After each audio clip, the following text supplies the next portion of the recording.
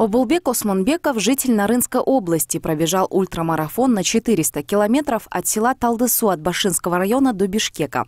45-летний спортсмен финишировал накануне вечером на стадионе имени Дулона Умурзакова. Бегун рассказал, что он последние несколько лет увлекался марафонами и еще в молодости интересовался бегом.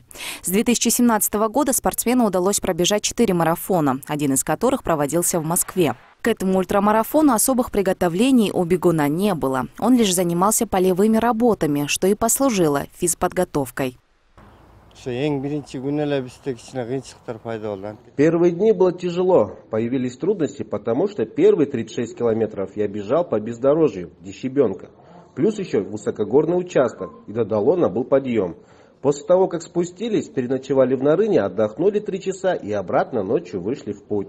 И только в Сары-Булаке стало легче. Воздух уже не так сильно давил. Бегун рассказал, что вдохновением к занятию спортом стала его собственная сестра, которая во времена Советского Союза заняла 3-е место по всей республике в легкой атлетике. Также немаловажную роль сыграла и его жена, которая всегда поддерживала его в начинаниях. Я еще в детстве бывало говорил, что совершу паломничество в Мекку пешком. И даже сейчас я подумываю об этом. Если власти помогут, то, может, и осуществлю свою цель. Это марафон был некий мини-версией паломничества и серьезным испытанием для меня. Смогу ли я выдержать? У Обулбека Осмонбекова 6 детей, из них 2 мальчиков. По его словам, вся его семья увлекается спортом, а младшего сына он намерен воспитать марафонцем и сделать чемпионом. Я хочу стать примером для молодежи страны и побудить их интерес к спорту. Мне кажется, ребята задумаются после моего поступка, так как я в своем возрасте пробежал такую дистанцию. Думаю, пробежать по 3 километра в день более чем возможно для молодого организма. Спортсмен бегал по 20 километров без остановки. Рядом его сопровождали близкие, среди которых был и старший сын. Он рассказал, что во время бега отец бывало капризничал и злился. Однако в жизни он образцовый папа, и у него всегда есть старание развиваться. Во время марафона отец стал капризным, выбирал еду. Кушал он очень мало. Оказывается, в таком состоянии есть не хочется. Мы помогали как могли. Как только он ложился отдыхать, мы снимали обувь и делали ему массаж. Бывало, он злился, но мы понимали, потому что пробежать такое расстояние не каждый человек в силах. Мы лишь молча выполняли его просьбы. На финише спортсмена встречали представители дирекции международного марафона. Про бегуна они узнали через соцсети. Обулбек Осмонбеков выбежал из Нарына без уведомления госагентства. Был проинформирован лишь местный акимиат.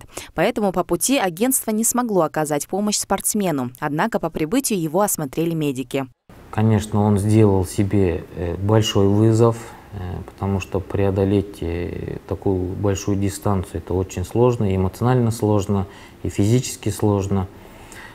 Соответственно, я хотел бы подчеркнуть здесь такой момент, что при таких стартах, соответственно, он должен был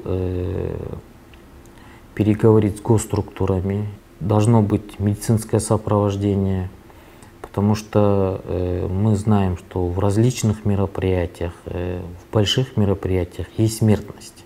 И это очень опасно для его здоровья, в первую очередь было. Ультрамарафон – это любой забег, дистанция которого превышает 42 километра. В Кыргызстане этот вид спорта развивается, и в настоящее время в стране насчитывается более 10 спортсменов, пробежавших ультрамарафон. Также стоит отметить, что с 2012 года ежегодно проводится Иссык-Кульский марафон, в котором участвует более 3000 спортсменов. В этом году он должен был начаться 2 мая, однако в связи со сложившейся ситуацией его перенесли на осень.